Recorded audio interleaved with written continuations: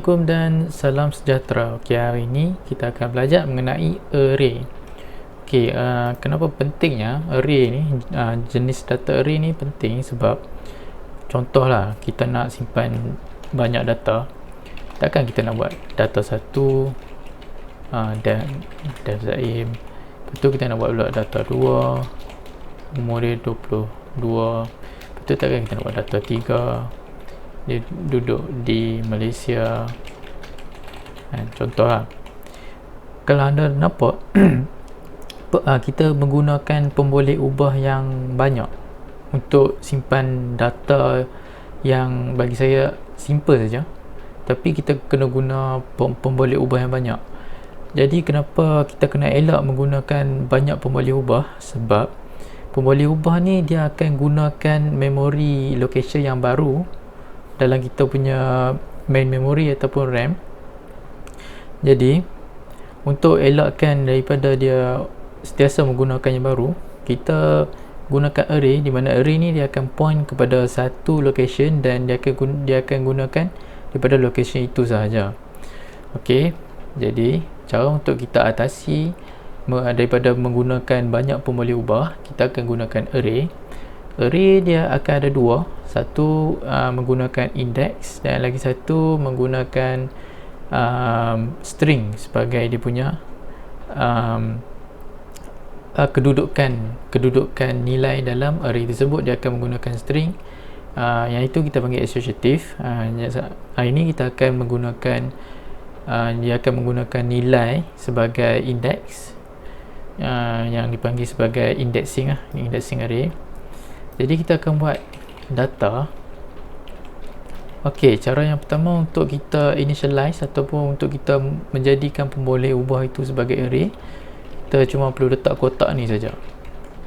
Jadi kita boleh letak zaim, kita boleh letak umur, boleh letak tempat tinggal, macam tu.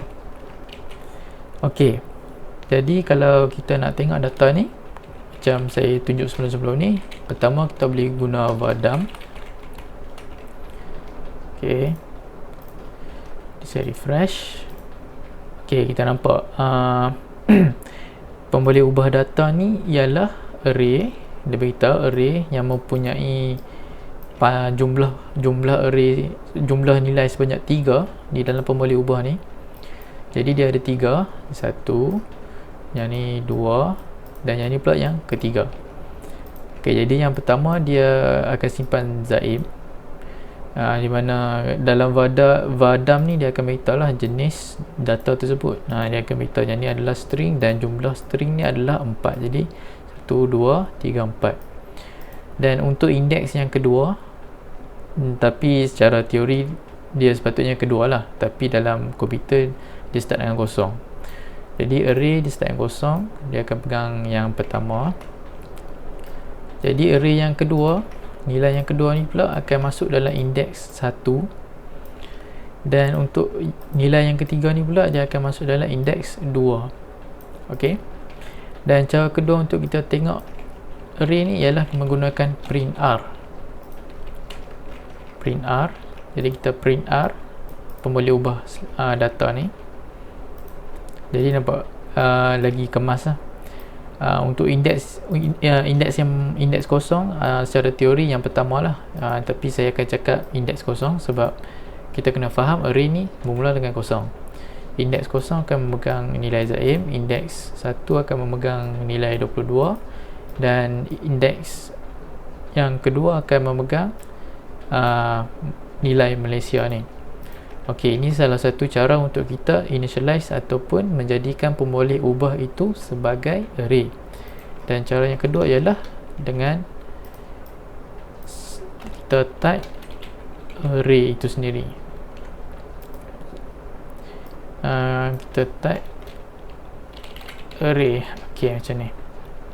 Jadi kita boleh masukkan zaim, boleh masukkan 22 dan kita boleh masukkan Malaysia. Dan kita tengok dan masih juga sama. Dan kalau kita pergi vadam,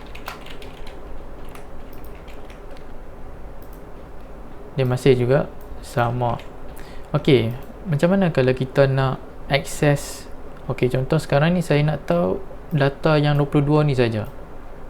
Okey, mudah saja. Kita boleh gunakan nombor indeks tersebut. Macam saya cakap tadi, kita boleh